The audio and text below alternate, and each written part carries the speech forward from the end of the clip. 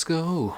Hello everybody, welcome back to another episode of Man Takes Shoes Out of Box, the episode where you get to sit there and watch me take some shoes out of some boxes and tell you what I think of them. And today's episode is a double banger. I have in fact two pairs of Nike Dunk Lows, the recently released Co-JP Veneers, as well as the Big Money Savings or the Live Laugh Loves or whatever the heck we're gonna call these things. Let's start off with these, the Nike Dunk Low Veneers. These dropped last week as part of Nike's Cult Classics program, where they're bringing back a whole heap of their most desirable shoes from back in the day. And at least from a sneaker history perspective, this sneaker right here has a lot of significance about it. A lot of you guys will probably remember these from when they last dropped back in 2020, right in the midst of sneaker hype and dunk hype. But something that you may not know about these is these actually first came out back in 2001. They were part of a pack called the Ugly Duckling Pack and were a Co.JP release. For my old school sneaker aficionados out there, the words Co.JP will definitely ring some bells. Co.JP stands for Concept Japan, and it used to be the URL for the Japanese Nike website. Back in the late 90s and the early 2000s, if you owned a sneaker store and you had connects with Nike, sometimes you could call up your Nike rep and say, hey, listen, I want a pair of Air Force Ones and give them to me in, let's say, all red.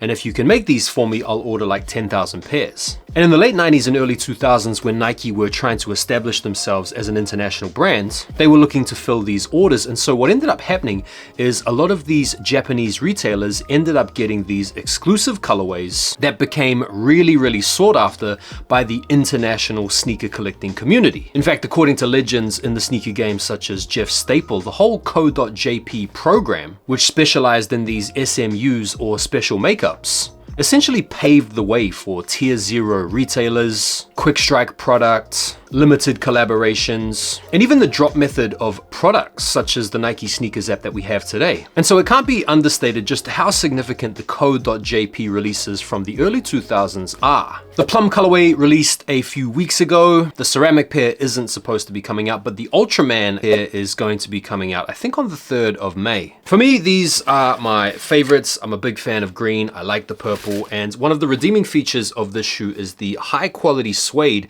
that it is constructed with, which kind of runs counter to most of the quality we're used to getting from normal Nike Dunk Lows. Got brown suede on the mid panels and the toe box. That same brown wraps around the heel of the shoe. Got this really nice contrast with the olive green. White midsole, purple outsole, purple swoosh, purple laces, and then you've got this crazy green, I don't even know what kind of green this is, liner. The quality on this pair isn't too bad, to be fair. The suede is pretty nice. The general construction's all good, so I've got no complaints with the QC on this pair. All right, let's move on to the SBs. This is a premium release, so they're coming out in the purple box as opposed to the cream box, which is the quick strike box reserved for the collabs. And I've been toing and froing with my opinion on these since we saw the early images. Part of me really likes this sneaker and thinks they look awesome, and then the other part of me thinks that they're just rubbish. Getting into the shoes, the first thing that you're greeted with is this sense of quality. You've got such a mishmash of different materials. You really have to take a little bit of time to appreciate all the different panels. The majority of the upper is dominated by this brown brushed suede, which is quite coarse to the touch, but does have a nice quality about it. The toe box features this burlap material, this cotton piping running down the fat tongue. The mid panel features this sort of embossed baroque pattern, reminiscent of your grandma or granddad's curtains, and the material to the touch at least feels a little bit like a pressed leather. You have a quilted sort of textile material running around the heel, sort of canvasy type heel tab with some really nice Nike font embroidered on the back, creamy midsole, and then this speckled blue outsole with a little red accenting on the midfoot with the Nike SB logo.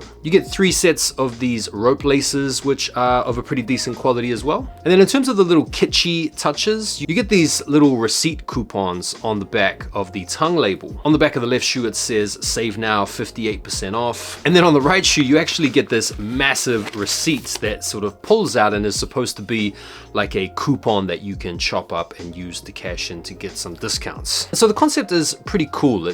It speaks to this idea of like thrift shopping or antique shopping, using coupons to save money, finding all of these great old deals. And even though there's a little bit of discontinuity in the choice of materials and the way that they're spliced together, they've almost gone so far overboard that it actually works. These were a relatively easy cop as well. I actually got exclusive access on these. They are out there floating around for retail or just over retail, and you might even find these sitting in some skate shops. On foot, I'm not sure what it is about this construction. I went my normal Nike SB size, sort of true to size for me is a US 10.5, and these fit great.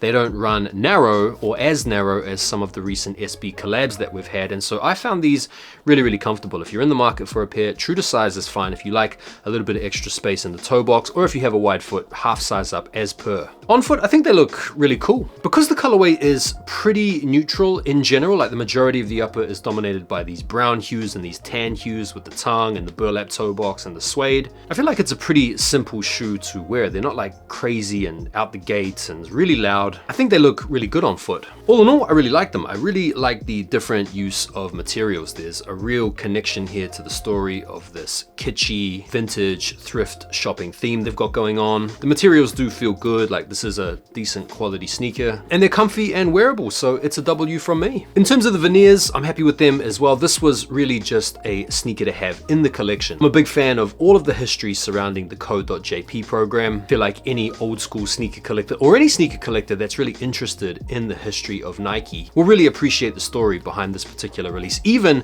if a lot of people got into this shoe mainly because of the dunk hype that was popping off back in 2020. And so those are my thoughts. Let me know what you guys thought down below in the comments. As always, I really appreciate your likes and engagement on the video. If you guys want to keep up with me in real time, be sure to go over and give me a follow on IG and on TikTok, and I'll see you guys on the next video. Take care for now, and peace.